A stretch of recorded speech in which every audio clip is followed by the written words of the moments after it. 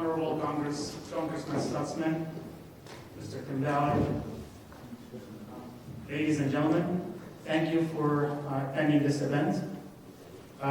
This is the last piece of our session, and we're going to be talking about a little bit about the politics of what happened with the Druze.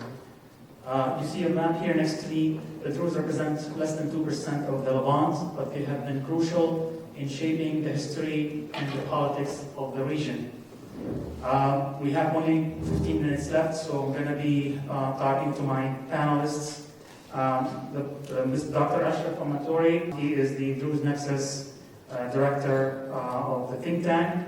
Dr. Jens Reinach is his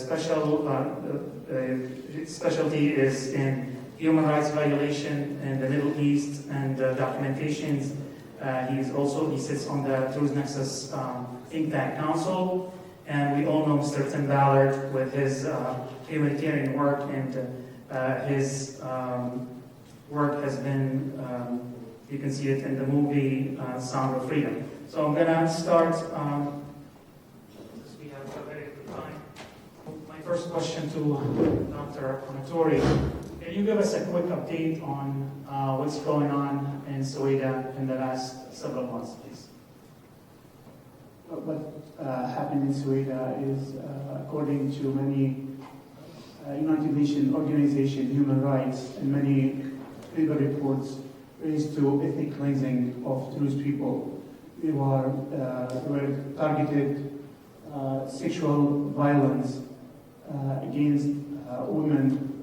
There was burning of churches, St. Mike Church in Sawara, many religious places for Jews, and also that the numbers saying between 2,000 and 4,000 people killed in this ethnic cleansing. If you take the number of Jewish people around the world, it's less than 1 million. This is a big number for this minority. Since you are passionate about education, I know that other folks talked about the numbers. Can you tell us a little bit about the situation with the students, college students, and maybe grade schools, please? Sure. Let me share a story. I have it from, since I'm really passionate about education. One of the very important things for people of Swaida is education. They value education very much. And one of the most important exams is the baccalaureate exam. This is how they prepare themselves for university and for future employment. The interim government decided not to give Swaida students this opportunity. They did not approve the final exam. So what happened is the community come together. The student sit for an exam. The teacher came. They are not paid. And they did the exam. The student did not ask who is going to approve that exam. They want to take it. They want to continue their life. This is giving you like a glimpse of the resilience of the people there and how they want their life to be. That's also about the university students, where they have been targeted for hatred messages. And one student, university student, killed in October while she was attending her exam in Damascus. She was killed in a bus with other 3 people, just because she wants to go and to apply for an exam. So that's what's going on from educational part. Let me take it. Unfortunately, we have only about 7 minutes left, and we have to close this session on time. I'm going to ask Dr. Reinach about the humanitarian situation in the last few months in Swaida and perhaps other regions in Syria. So what we can say is that the situation in Syria overall, in Swaida, as well as in other parts, like in the northeast, but also Damascus, that the situation is deteriorating. What we have and what we can see is an absence of a legitimate government.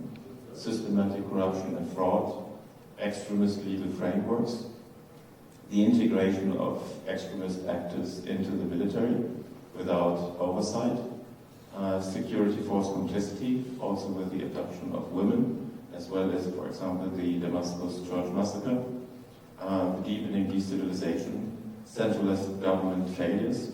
And so what the main problem, in my understanding, is that none of the minorities, those who stand for democratic values, if you want, those have no trust in the centralized government that is literally killing Alawites, Christians, Druze, Yazidi on purpose. There are even accounts, and I think there are proofs, that these genocides or genocidal attempts were ordered from high above. And this continues. So what we have, just to give you some examples, so on December 26th, for example, the bombing of the Imam Ali Mosque at Homs, where between 18 were injured and 8 worshippers were killed. Then we have, for example, the deliberate killing of Alawite demonstrators under the oversight of general security forces. There were counter-demonstrators who were shooting at the demonstrators. There was a car plowing through the demonstrations in Latakia. The security forces protected the driver and then attacked the demonstrators from where the car was being able to escape.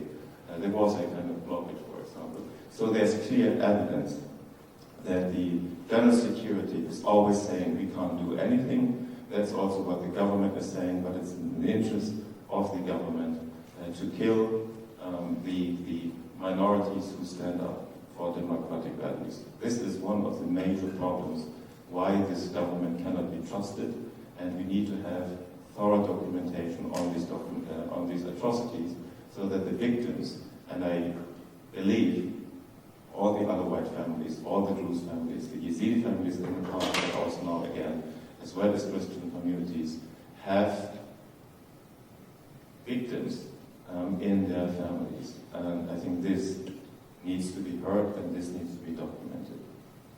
Thank you. As we raise to the end here, I think we have a couple of minutes. I'm going to ask Mr. Ballard, what do you ask the U.S. government and Mr. Trump to help the Druze cause being an issue of terrorism that's going to affect the national security here at home? Well, I'll start by saying, you understand that from President Trump's perspective, I've worked in the Middle East for my whole career, and every region, every country is full of good guys and bad guys, and sometimes they're a good guy today and a bad guy tomorrow. You have to thread needles in the Middle East like people can't understand.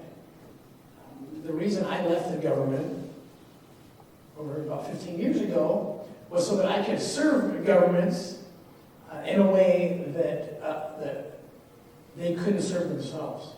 For example, why did I go into Swaida in October of last year? Well, I was working with the administration. I was working directly with Ambassador Huckabee, with Congressman Stutzman and others, and I told them what I was going to do, and they can't.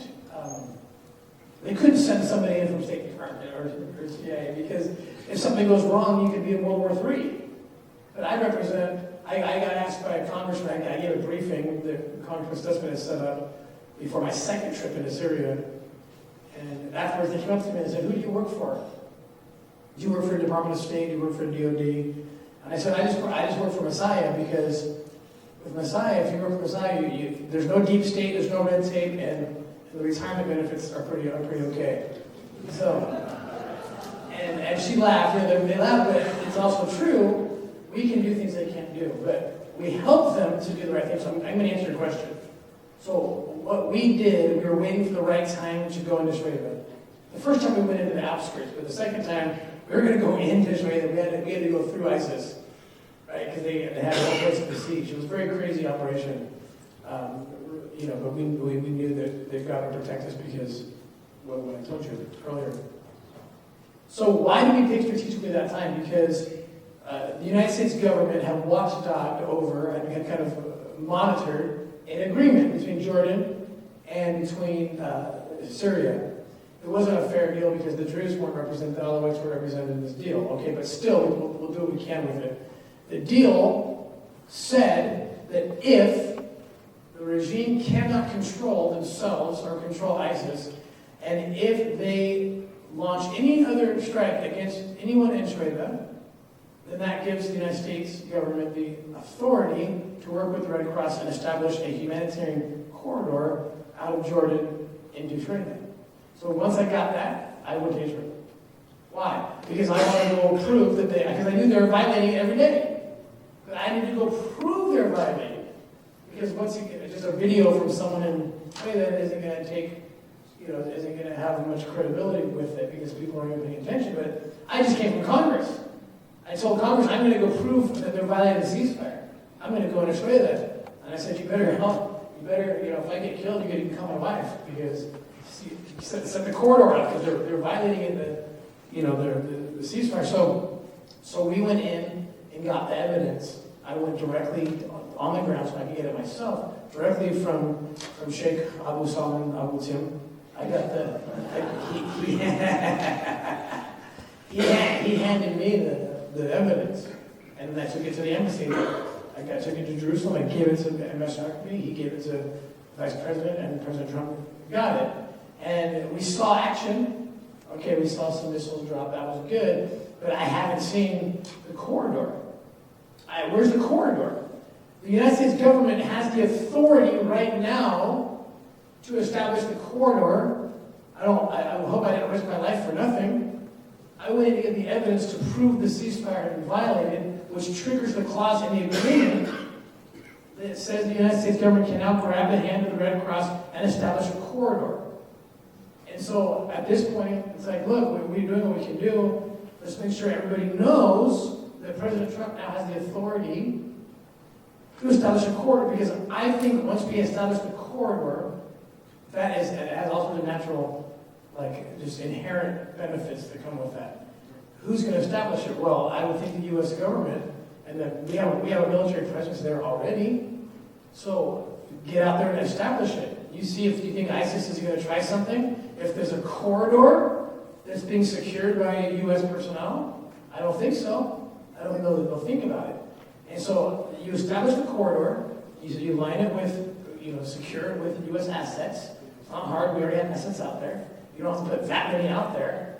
I mean, you touch one U.S. soldier. You see what President Trump did when 2 soldiers got killed in Damascus? You don't mess with that. So please get loud. Anyone who's listening to me in Congress or the White House, you have the authority now to establish the corridor.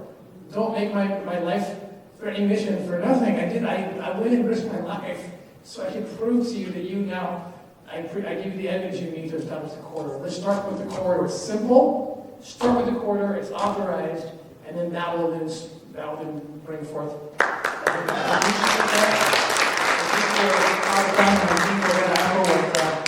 It says corridor, withdrawal from the occupied villages, release of all the hostages, and preventing any further attacks on the Druze, because this is not really a problem of the Druze. This is a problem of terrorism, and I hope that we can stop it right there. And I hope we don't see any attacks anywhere else, including on our land here in the United States.